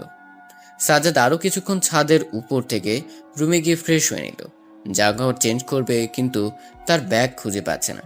হঠাৎ করে রুমের এক কোণে ব্যাগ দেখতে পেয়ে জামা কাপড় চেঞ্জ করে খাটের উপর বসলো। মনে মনে বলতে লাগলো, আমি ভেবেছিলাম আঙ্কেল ব্যাগটা নিয়ে আসেনি, কিন্তু তিনি নিয়ে এসেছেন। ব্যাগটা না থাকলে এক জামা কাপড় পরে কতদিন কাটাতে হতো সেটা জানি না। আরো কিছুক্ষণ শহীদুল ইসলামের প্রশংসা করলো, তারপর ব্যাগটা জায়গা মতো রেখে বাসার পেছনে বাগানে গেল। আপনাদের বলাই হয়নি, শহীদুল ইসলামের বাসার পেছনে একটা ফুলের বাগান আছে, যেটা সামিয়া দেখাশোনা করে থাকে। সেখানে নানা রকমের ফুল গাছ রোপণ করা আছে। সাজ্জাদ সেগুলো দেখছিল। এমন সময় বাসার একজন কর্মচারী এসে সাজ্জাদকে বলতে শুরু করলো, আপনি কে, আর বাগানের ভিতর কার অনুমতি নিয়ে প্রবেশ করেছেন? সাজ্জাদ কি বলবে কিছু ভেবে পাচ্ছে না, চুপ করে দাঁড়িয়ে আছে। কি বলবে সেটা ভেবে পাচ্ছে না। বাগানে তো কারো অনুমতি নিয়ে আসেনি, আর বাগানে আসতে কারো অনুমতি লাগে সেটা জানা ছিল না। কি হলো, বলছেন না কেন? কার অনুমতি নিয়ে এসেছেন? সাজ্জাদ কিছু বলতে যাবে তখনই নূরজাহান বেগম বাগানের ভেতর প্রবেশ করলেন। সাজ্জাদ কাজের লোকের সাথে কথা বলতে দেখে তাদের কাছে এসে বলা শুরু করলেন, কি হয়েছে এখানে? তখন কাজের লোকটি বলতে লাগলো, ম্যাডাম দেখেন, ছেলেটা বাগানের ভিতর দিয়ে ঘোরাঘুরি কর। সামিয়া ম্যাম, যদি এইরকম অচেনা একটা ছেলেকে বাগানের ভিতরে দেখে তাহলে কি বলবে ভেবেছেন? সেসব নিয়ে তোমার ভাবা লাগবে না, তুমি গিয়ে তোমার কাজ করো। ঠিক আছে। কাজের লোকটি আর কোনো কথা না বলে ওখান থেকে চলে গেল। তখন নূরজাহান বেগম সাজ্জাদকে বললেন, তুমি ওনাকে বললে না কেন যে তুমি আমার কাছে থেকে অনুমতি নিয়ে এসেছো? সাজ্জাদ কিছুটা মুচকি হাসি দিয়ে বলল, এটা বলিনি কারণ আপনি যদি রাগ করেন। এখানে রাগ করার কি আছে? বাসার ভেতরও কেউ তোমাকে বাধা দিলে আমার নাম বলবে। আচ্ছা, এরপর থেকে বলবো।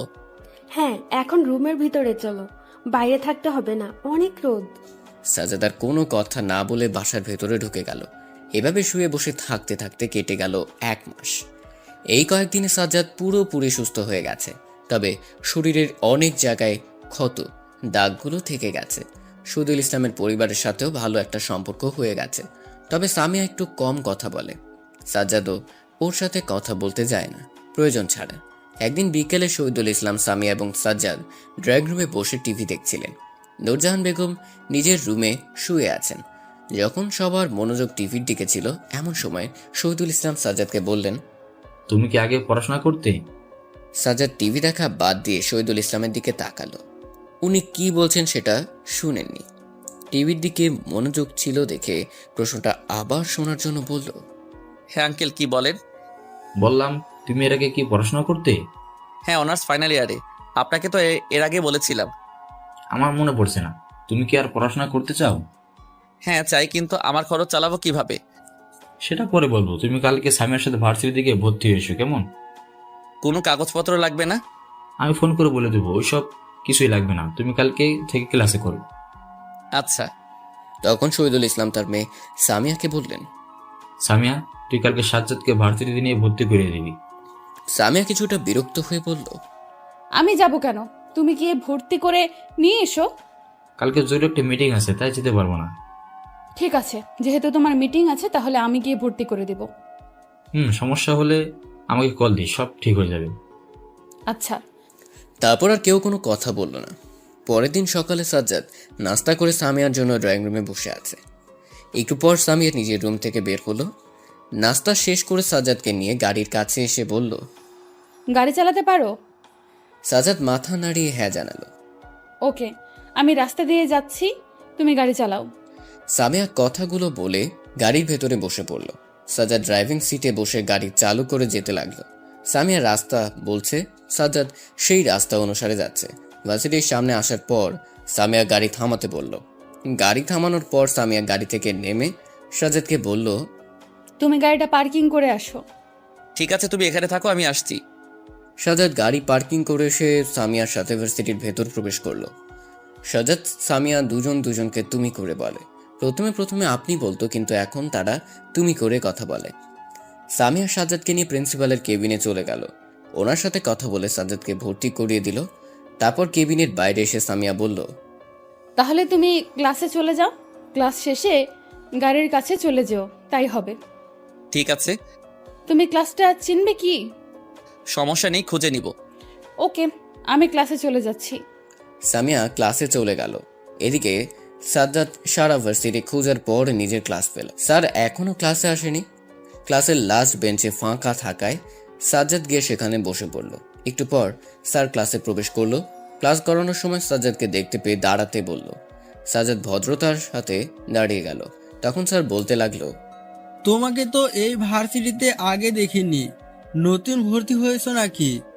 জি স্যার, আমি এই ভার্সিটিতে নতুন আজকে ভর্তি হয়েছি। ও, তোমার নাম কি? সাজ্জাদ।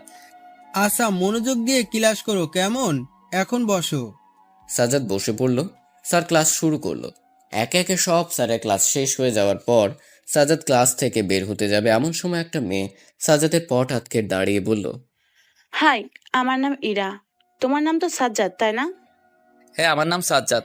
আমাকে দিয়ে আপনার কোনো কাজ আছে নাকি? তোমার সাথে বন্ধুত্ব করতে এসেছি। তুমি কি আমার সাথে বন্ধুত্ব করবে? আমার সাথে বন্ধুত্ব করলে আপনার সমস্যা হবে না?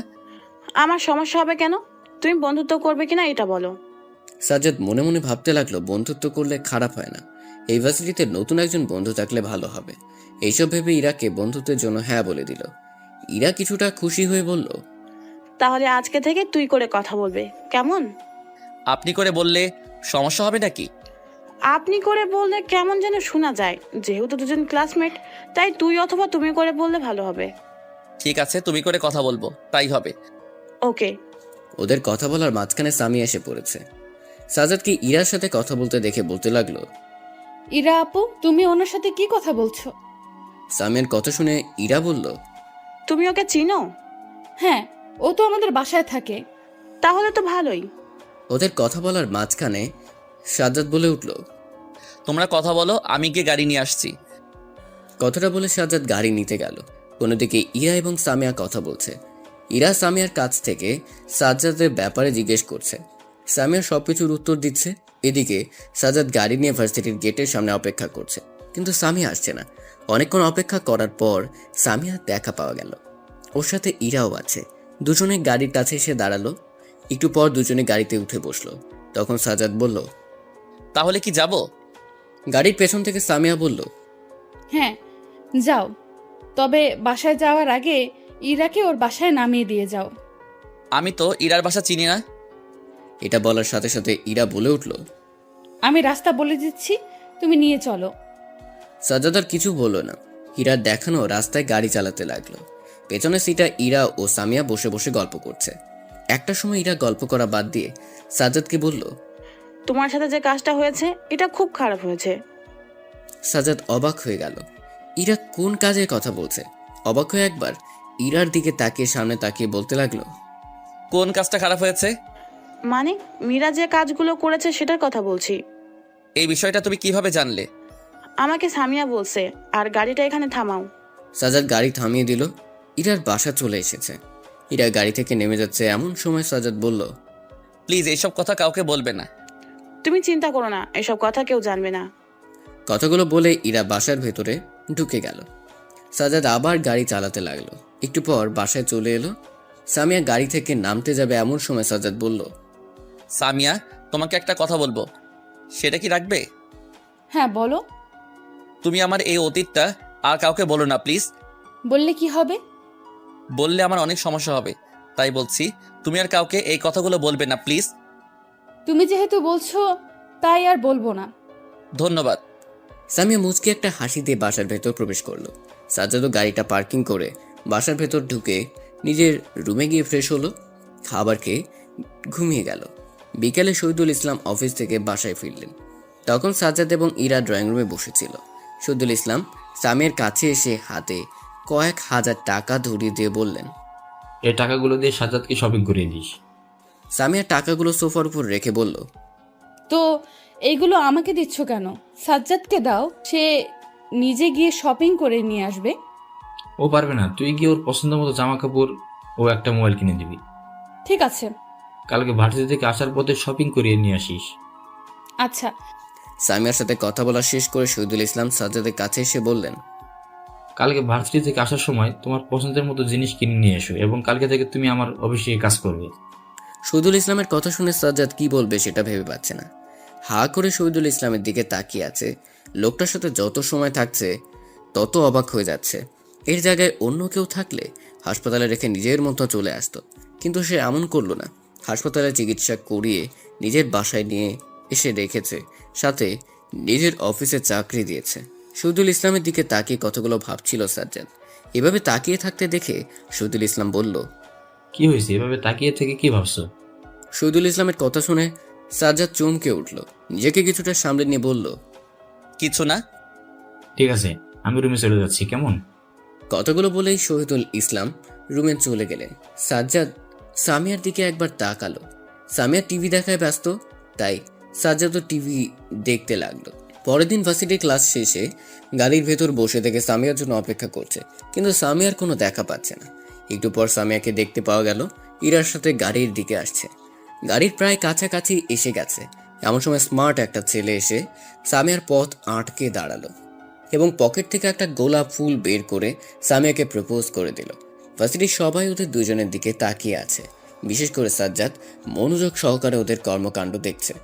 সবাই ভেবেছিল সামিয়া প্রপোজাল অ্যাকসেপ্ট করে দিবে, কিন্তু না।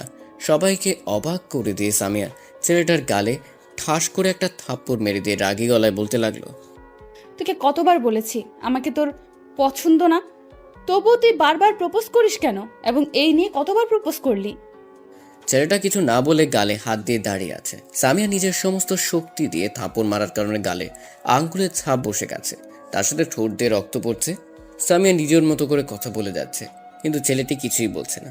কথা বলার এক পর্যায়ে সামিয়া বলল, এরপর থেকে তুই যদি আমাকে ডিস্টার্ব করতে আসিস তাহলে পুলিশের কাছে যেতে বাধ্য হব। ছেলেটাকে? সামিয়া নিজেকে শান্ত করে বলতে লাগলো, আমাদের ভার্সিটির একটা ছেলে আমাকে নাকি ভালোবাসে, তাই বারবার প্রপোজ করতে আসে। অ্যাকসেপ্ট করে নিলে তো পারো, দেখতে তো খারাপ না। দেখতে ভালো হলে কি হবে? কত মেয়ের জীবন নষ্ট করে সেটা গুণে শেষ করা যাবে না। বলো কি? হ্যাঁ, ঠিক বলছি। এখন বেশি কথা না বলে শপিং মলের দিকে চলো। সাজ্জাদ কিছু না বলে ভার্সিটির কাছের একটা শপিং মলে গিয়ে গাড়ি থামালো। সামিয়া এবং ইরা গাড়ি থেকে নেমে গেল। ওরা নেমে যাওয়ার পর সাজ্জাদ গাড়িটা পার্কিং করে ওদের দুজনের কাছে এলো। তারপর তিনজন মিলে শপিং মলে প্রবেশ করলো। তবে একটা বিষয় সাজ্জাদের মাথায় ঢুকছে না, সেটা হলো ইরা তাদের সাথে শপিং মলে কেন এসেছে। এইসব ভাবছিল এমন সময় সামিয়া বলল, তোমাকে আগে একটা ফোন কিনে দেই, তারপর না হয় জামা কাপড় কিনে দেব। তোমাদের যা ইচ্ছে তাই করো। সামিয়া একটা মুচকি হাসি দিয়ে বলল, তাহলে ফোনটা আগে কিনে ফেলি, তারপর না হয় জামা কাপড় কিনবো, কেমন? সাজ্জাদ আর কিচ্ছু বলল না। সামিয়া সাজ্জাদকে নিয়ে মোবাইলের দোকানে ঢুকলো। সামিয়া দোকানের কর্মচারীদের কয়েকটা দামি ফোন বের করতে বলল। কর্মচারীগুলো দামি স্মার্টফোনগুলো সামিয়ার সামনে দিল। সামিয়া সাজ্জাদকে ফোনগুলো দেখিয়ে বলল, এর ভেতর কোন ফোনগুলো তোমার পছন্দ হয়? ফোনগুলো দেখতে অনেক সুন্দর হলেও পছন্দ হলো না, কারণ তার দামি জিনিস পছন্দ না। সাজ্জাদ ফোনগুলো নিজের থেকে দূরে সরিয়ে দিয়ে বলল, এত দামি ফোন আমার পছন্দ নয়, কম দামের ভেতর একটা ফোন কিনে দাও তাই হবে। আমি যদি তোমাকে একটা ফোন গিফট করি, সেটা কি নিবে? তুমি গিফট করবে? হ্যাঁ, আমি গিফট করব। তুমি কি আমার দেওয়া গিফট নেবে? দিলে অবশ্যই নিব। আচ্ছা, তাহলে এটা নাও।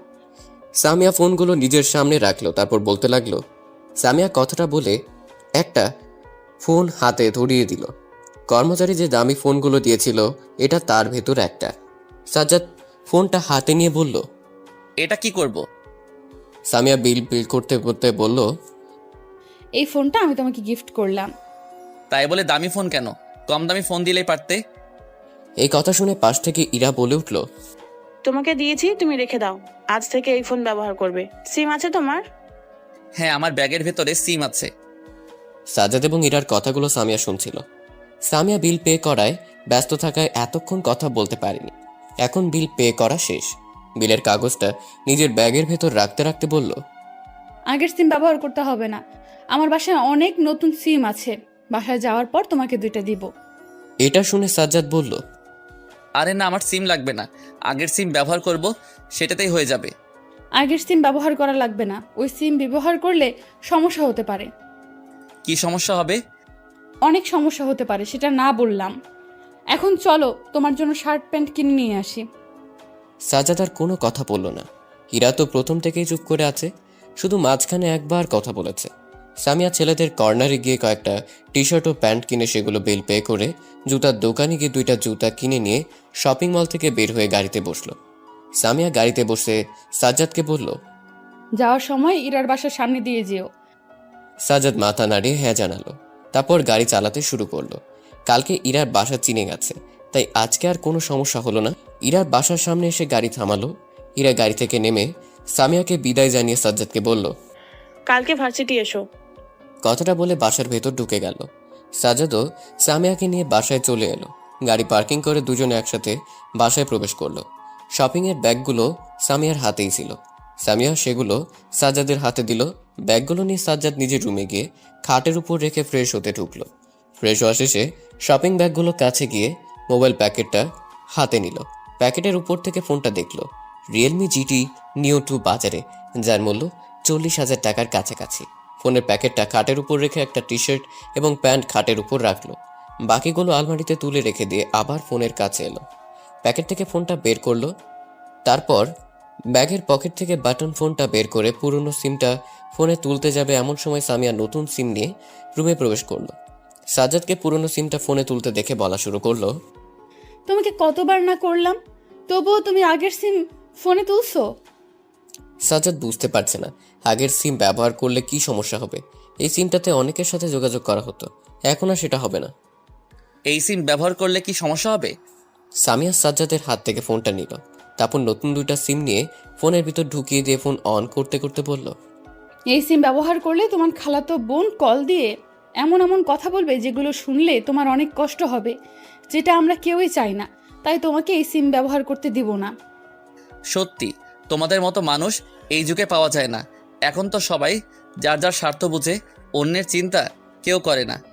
বাদ দাও ওইসব কথা। এখন খাবার খেয়ে অফিসে যাও। আজকে অফিসের প্রথম দিন, লেট হলে সমস্যা হয়ে যাবে। তুমি যাও, আমি আসছি। সামিয়া হাতে সাজ্জাদের ফোন ছিল। ফোনটা সাজ্জাদের হাতে দিয়ে সামিয়া রুম থেকে বের হয়ে গেল।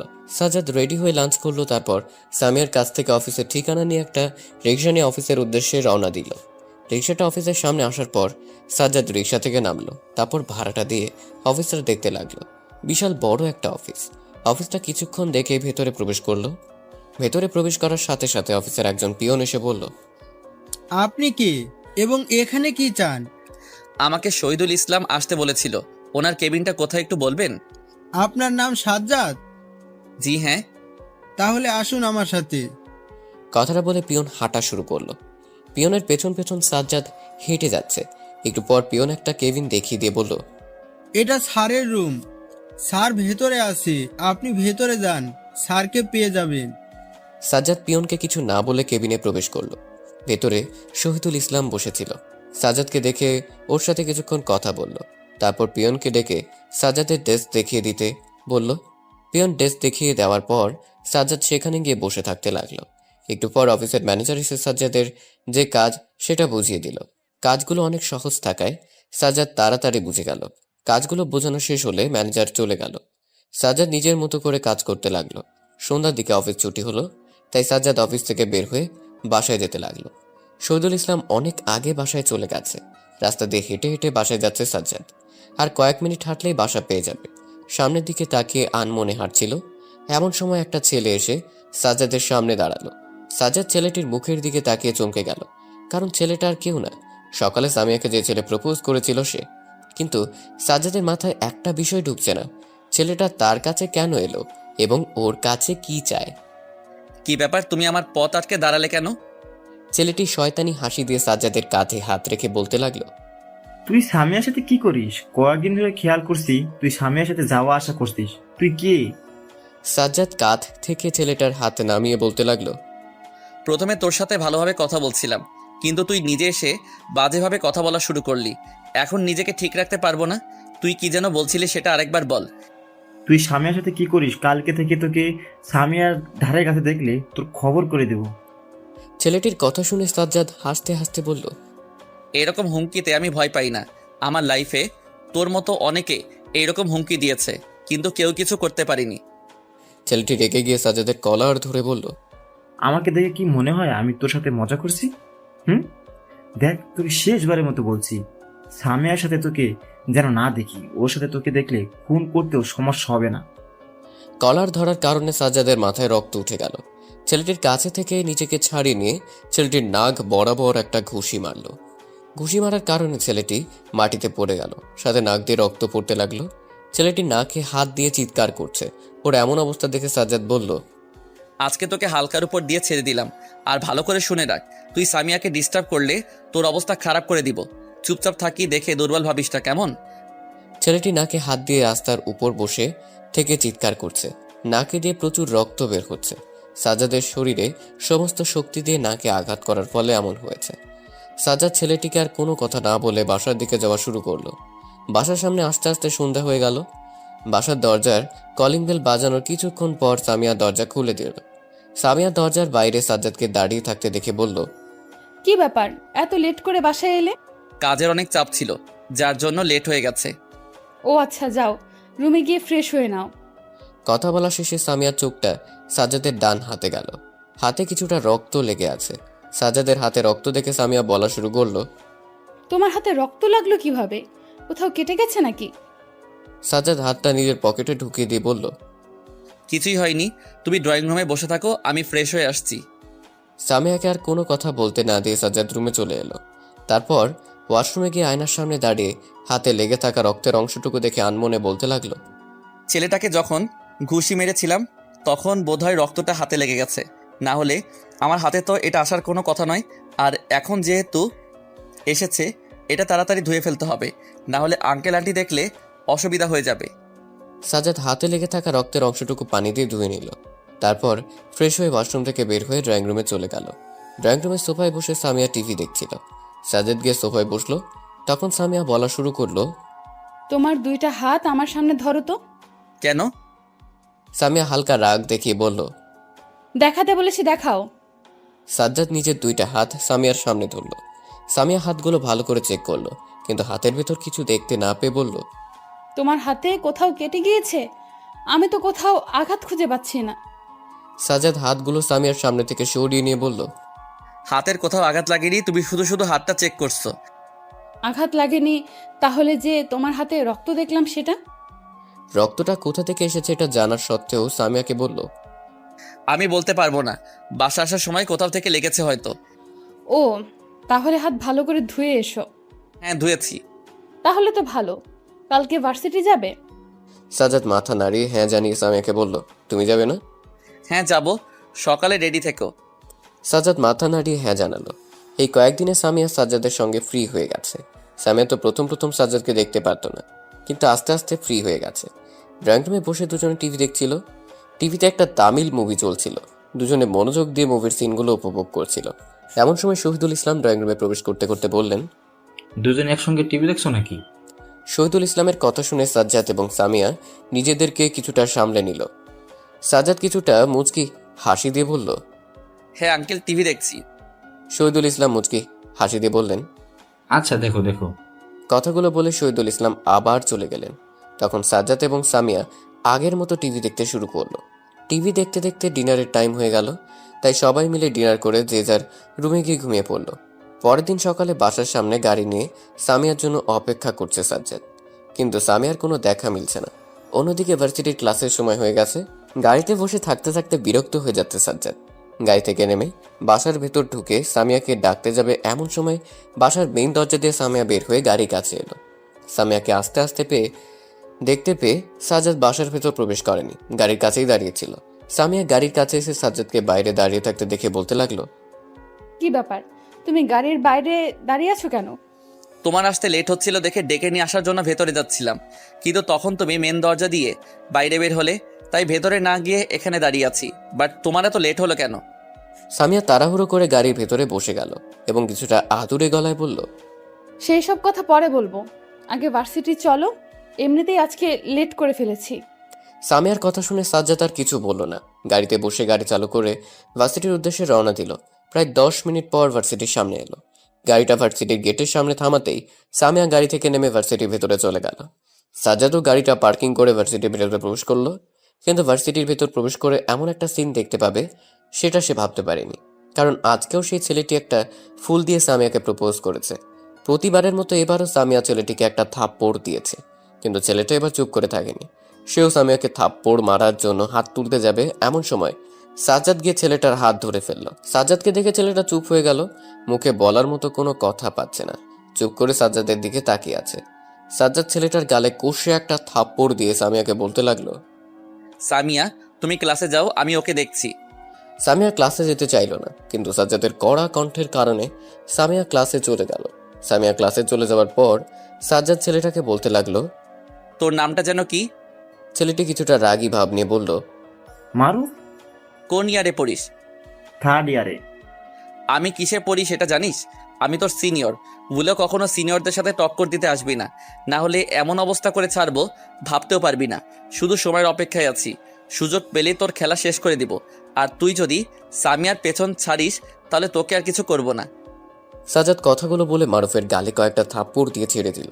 মারুফ কিছুক্ষণ রাগী চেহারা নিয়ে তাকিয়ে থাকলো, তারপর ভার্সিটির বাইরে চলে গেল। ভার্সিটির সকল শিক্ষার্থী সাজ্জাদের দিকে তাকিয়েছিল। সাজ্জাদ সেদিকে মনোযোগ না দিয়ে ক্লাসে চলে গেল। একে একে সকল ক্লাস শেষ করে ক্যাম্পাসে এসে দেখলো সামিয়া বট গাছের নিচে দাঁড়িয়ে আছে। সাজ্জাদকে দেখতে পেয়ে কাছে এসে বলল। মারুফ তোমাকে কি বললো? সেসব কথা পরে হবে, আগে বাসায় চলো।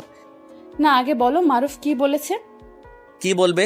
আমার যেটুকু টাইট দেওয়ার সেটা দিয়ে দিয়েছি, এরপর বেশি কিছু করলে আরো ভয়াবহ অবস্থা করব।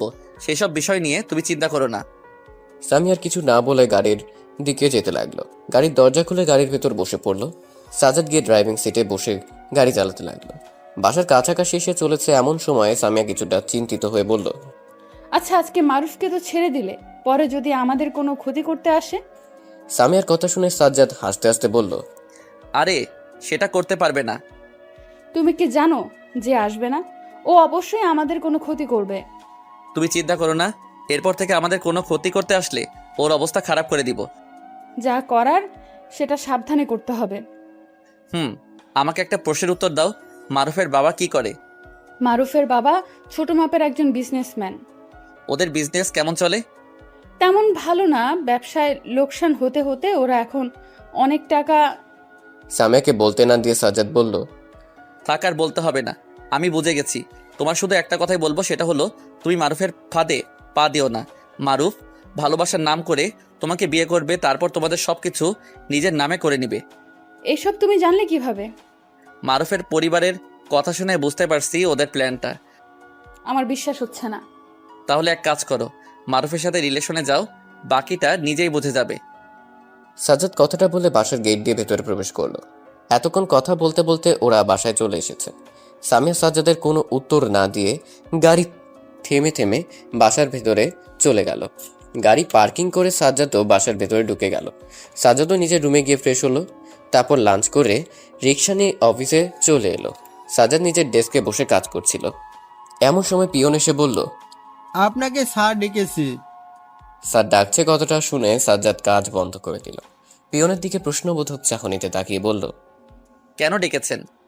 সেই সব বিষয়ে আমি বলতে পারবো না। আপনাকে যেতে বলেছি, আপনি গিয়ে শুনে আসুন। পিয়নের কথার কোনো উত্তর দিল না সাজ্জাদ। কাজের ফাইলগুলো গুছিয়ে রেখে হাঁটা শুরু করলো শহীদুল ইসলামের কেবিনের দিকে। সাজ্জাদ কেবিনের দরজাটা হালকা করে খুলে মাথা ঢুকে দিয়ে জিজ্ঞেস করলো, স্যার আসতে পারি? শহীদুল ইসলাম একটা ফাইল চেক করছিলেন। কারো গলার আওয়াজ শুনে দরজার দিকে তাকালেন। দরজার কাছে সাজ্জাদকে দেখতে পেয়ে বললেন, হ্যাঁ, ভেতরে এসো, তোমার সাথে জরুরি কিছু কথা আছে। ভেতরে প্রবেশ করার অনুমতি পেয়ে সাজ্জাদ ভেতরে প্রবেশ করে টেবিলের সাথে থাকা চেয়ারে বসে বলল, হ্যাঁ বলুন, কি জরুরি কথা? অফিস কেমন লাগছে? কাজে কোনো সমস্যা হচ্ছে কি? তেমন সমস্যা হচ্ছে না। সমস্যা হলে আমাকে বলবে, লজ্জা পাওয়ার কিছু নেই। জি স্যার। আরে স্যার বলার দরকার নেই, আঙ্কেল বলে ডাকবে। সেটা কেমন করে হয়? আপনি এখন আমার বস, আপনাকে স্যার বলেই ডাকবো, আর বাসাতে আঙ্কেল বলে ডাকবো। ঠিক আছে, তোমার ইচ্ছা। এখন মূল কথায় আসি। আমরা একটা প্রজেক্ট হাতে পেয়েছি, আমি চাই সেটা তুমি হ্যান্ডেল করো। শহীদুল ইসলামের কথা শুনে সাজ্জাদ কি বলবে সেটা ভেবে পাচ্ছে না। নতুন নতুন অফিসে এসেছে, এখন প্রজেক্ট হাতে নিলে অনেক সমস্যা হবে। তাই প্রজেক্ট অন্য কাউকে দেওয়ার জন্য বলল, আমি তো এইসব কাজে নতুন এসেছি, তাই বলছিলাম প্রজেক্ট অন্য কাউকে দিলে সবচেয়ে ভালো হবে। আমি এটা নিয়ে অনেক ভেবেছি, কিন্তু কাউকে তেমন পাইনি, তাই তোমাকে সিলেক্ট করছি। আমাকে ক্ষমা করবেন, আমি এই প্রজেক্ট নিতে পারবো না। আপনি অন্য কাউকে প্রজেক্ট দিয়ে দেন, আমাকে দিলে সমস্যা হতে পারে। শহীদুল ইসলাম কিছুক্ষণ ধরে কি যেন ভাবলেন, তারপর বললেন, ঠিক আছে, যেহেতু তুমি বলছো তাহলে প্রজেক্টটা অন্য কাউকে হ্যান্ডেল করার জন্য দিয়ে দিচ্ছি। জি স্যার। ওকে, তুমি এখন আসতে পারো। কথাটা শোনা মাত্র সাজ্জাদ কেবিন থেকে বের হয়ে নিজের ডেস্কে চেয়ারে বসে দীর্ঘ একটা শ্বাস ছাড়লো আর বলতে লাগলো, যাক বাবা, বেঁচে গেলাম, না হলে অনেক সমস্যা হয়ে যেত। একে তো আমি কাজে নতুন এসেছি, তার উপর যদি একটা প্রজেক্ট এসে পড়ে তাহলে অনেক ঝামেলা হয়ে যেত। এখন ভালো হয়েছে প্রজেক্টটা আমার হাতে না এসে। এইসব ভাবনা চিন্তা করে কাজ শুরু করে দিল। সন্ধ্যায় অফিস ছুটি হলো। সাজ্জাদ নিজের জিনিসপত্র গুছিয়ে নিয়ে রিক্সা নিয়ে বাসায় চলে এলো। বাসার কলিং বেল বাজানোর কিছুক্ষণ পর স্বামী এসে দরজা খুলে দিয়ে ওর মতো চলে গেল। সাজ্জাদ বাসার ভেতর প্রবেশ করে নিজের রুমে গেল। তারপর ফ্রেশ হয়ে ড্রয়িং রুমে এলো। ড্রয়িং রুমের সোফায় সামিয়া বসেছিল। সাজ্জাদও গিয়ে সোফায় বসলো। সামিয়াকে উদ্দেশ্য করে বলল, সামিয়া, কি খবর? কেমন আছো? ভালো, তুমি? আমি ভালো আছি। টিভিতে কি দেখো? তুমি টিভির দিকে তাকালে দেখতে পারবে। সাজ্জাদ টিভির দিকে তাকালো। টিভিতে তামিল মুভি চলছে। সামিয়া যখনই টিভি দেখতে বসে শুধু তামিল মুভিগুলো দেখে। মেয়েটাও মুভি দেখতে পারে। তুমি এত মুভি দেখো কেন বলো তো? ভালো লাগে তাই দেখি। শুধু তামিল মুভি দেখো? হ্যাঁ। আজকে তোমার অফিস কেমন কাটলো? খুব ভালো। কোনো সমস্যা হচ্ছে না তো? না, হচ্ছে না। তাহলে তো ভালো, কাজ করতে থাকো। তুমি কালকে ভার্সিটি যাবে? হ্যাঁ। তুমি যাবে না? শিওর বলতে পারছি না। ও, ওকে। দুজনের একজনও আর কোনো কথা বলল না। টিভিতে মুভি চলছিল, দুজনে সেটা দেখতে লাগলো। মুভি শেষ হতে হতে রাত 9টা বেজে গেল। তাই ওরা ডিনার করে ঘুমিয়ে গেল। সকালে সাজ্জাদের ঘুম ভাঙার পর নাস্তা করে সামিয়াকে সঙ্গে নিয়ে ভার্সিটি গেল। আজকে ভার্সিটিতে মারুফের কোনো দেখা পাওয়া যায়নি। হতে পারে ভয় আসেনি, নাহলে অন্য কোনো প্ল্যান তৈরি করছে সামিয়াকে নিজের ফাঁদে ফাঁসানোর জন্য। ভার্সিটি ক্যাম্পাস দিয়ে হাঁটছিল সাজ্জাদ এবং সামিয়া ক্লাস শুরু করতে এখনো মিনিট 10 মতো বাকি আছে। সামিয়া বারবার ক্যাম্পাসের চারিদিকে তাকাচ্ছে, বোধহয় কাউকে খুঁজছে। এই জিনিসটা সাজ্জাদের চোখে পড়লো, তাই বলল, কি হয়েছে, কাউকে খুঁজছো নাকি? সামিয়া একটু চমকে গেল, খোঁজ করা বন্ধ করে দিয়ে সাজ্জাদের দিকে তাকিয়ে বলল, হ্যাঁ, ইরা আপুকে খুঁজছিলাম। কালকে থেকে ওনার সাথে দেখা হচ্ছে না। ইরা সবসময় ক্লাসে থাকে, আমাদের মতো ক্যাম্পাসে ঘোরাঘুরি করে না। তাহলে চলো তোমাদের ক্লাসে গিয়ে দেখা করে আসি। একটু পর ক্লাস শুরু হয়ে যাবে, তাই ক্লাস শেষে দেখা করে নিও, সেটা ভালো হবে। আচ্ছা। এখন তাহলে ক্লাসে যাও, ক্লাসের সময় হয়ে গেছে। সামিয়াকে বলে নিজের ক্লাসে চলে গেল। সামিয়া চলে যাওয়ার পর সাজ্জাদও নিজের ক্লাসে গিয়ে দেখলো ইরা বসে আছে। সাজ্জাদ গিয়ে ওর পাশে বসলো, ইরার সাথে ভালো মন্দর কথা জিজ্ঞেস করছিল। এমন সময় ক্লাসে স্যার চলে এলো, যার জন্য আর কোনো কথা বলা পারল না। স্যার ক্লাস শুরু করে দিলেন। আস্তে আস্তে সব স্যার ম্যাডাম এসে ক্লাস নিয়ে চলে গেলেন। ক্লাস শেষে সাজ্জাদ ইরার সঙ্গে বাইরে চলে এলো। ক্যাম্পাসের ভেতরে সামিয়া দাঁড়িয়েছিল। সাজ্জাদের সাথে ইরাকে দেখে ইরার কাছে এসে কথা বলা শুরু করে দিল। ওদের কথা বলার মাঝখানে সাজ্জাদ বলে উঠল, তোমরা গেটের সামনে গিয়ে দাঁড়াও, আমি গাড়ি নিয়ে আসছি। এটা বলে সাজ্জাদ গাড়ির কাছে গেল। তারপর গাড়িটা নিয়ে গেটের সামনে গিয়ে সামিয়া এবং ইরাকে গাড়িতে তুলল। সাজ্জাদ গাড়ি চালাচ্ছে, ইরা এবং সামিয়া গল্প করছে। গাড়িটা ইরার বাসার কাছে এসে সাজ্জাদ গাড়িটা থামিয়ে ইরাকে বলল, ইরা তোমার বাসায় চলে এসেছে। ইরা গাড়ির জানালা দিয়ে বাইরে তাকাতে তাকাতে বলল, এত তাড়াতাড়ি চলে এলাম? হ্যাঁ, চলে এসেছো। ইরা আর কোনো কথা না বলে গাড়ি থেকে নেমে বিদায় দিয়ে বাসার ভেতরে চলে গেল। তারপর সাজ্জাদ সামিয়াকে নিয়ে গাড়ি চালাতে লাগলো। বাসার প্রায় কাছাকাছি চলে এসেছে। এমন সময় গাড়ির চাকা নিচে কিছু একটা পড়ে পাংচার হয়ে গেল। চাকার নিচে কি পড়েছে এটা দেখার জন্য সাজ্জাদ গাড়ির দরজা খুলে নামতে যাবে, এমন সময় একটা গুলি এসে সামিয়ার গায়ে লেগে রক্ত পড়া শুরু করে দেয়। হঠাৎ গুলির আওয়াজ শুনে আশেপাশে থাকা সবাই গাড়ির কাছে ছুটে আসে। সবকিছু চোখের পলকে হয়ে যাওয়ায় সাজ্জাদ খেয়াল করতে পারেনি কে বা কারা গুলি চালিয়েছে। সাজ্জাদ সামিয়ার কাছাকাছি গিয়ে সামিয়াকে কোলে নিয়ে গাড়ি থেকে বের করলো। ঘটনাস্থলে দাঁড়িয়ে থাকা মানুষদের সাহায্যে একটা গাড়ির ব্যবস্থা করে সামিয়াকে কাছের একটা হাসপাতালে নিয়ে ইমার্জেন্সি ওয়ার্ডে ভর্তি করালো। সাজ্জাদ এমার্জেন্সি কেবিনের বাইরে দাঁড়িয়ে শহীদুল ইসলামকে কল দিল। কিছুক্ষণ রিং হওয়ার পর কলটা রিসিভ করলো। তখন সাজ্জাদ কান্না জড়িত কণ্ঠে বলল, আঙ্কেল, একটা সমস্যা হয়ে গেছে। সাজ্জাদের কান্না জড়িত কণ্ঠ শুনে শহীদুল ইসলাম বললেন, কি হয়েছে, তুমি কান্না করছো কেন? ফোনে বলা সম্ভব না, আপনি হাসপাতালে চলে আসুন। ঠিক আছে, তুমি অপেক্ষা করো, আমি আসছি। সাজ্জাদ আর কিছু না বলে কলটা কেটে দিয়ে চেয়ারে বসে পড়ল। তখন হাসপাতালে একজন ওয়ার্ড বয় দুজন পুলিশকে নিয়ে সাজ্জাদের সামনে এসে দাঁড়ালো। সাজ্জাদ ওয়ার্ড বয়ের দিকে তাকাতেই ওয়ার্ড বয় পুলিশগুলোকে দেখিয়ে বলল, ওরা দুজন আপনার সাথে কথা বলতে এসেছে। ঘটনা কিভাবে ঘটলো সেটার ব্যাপারে জিজ্ঞেস করবে, আপনি ওনাদের সাথে কথা বলুন। এটা বলে ওয়ার্ড বয় চলে গেল।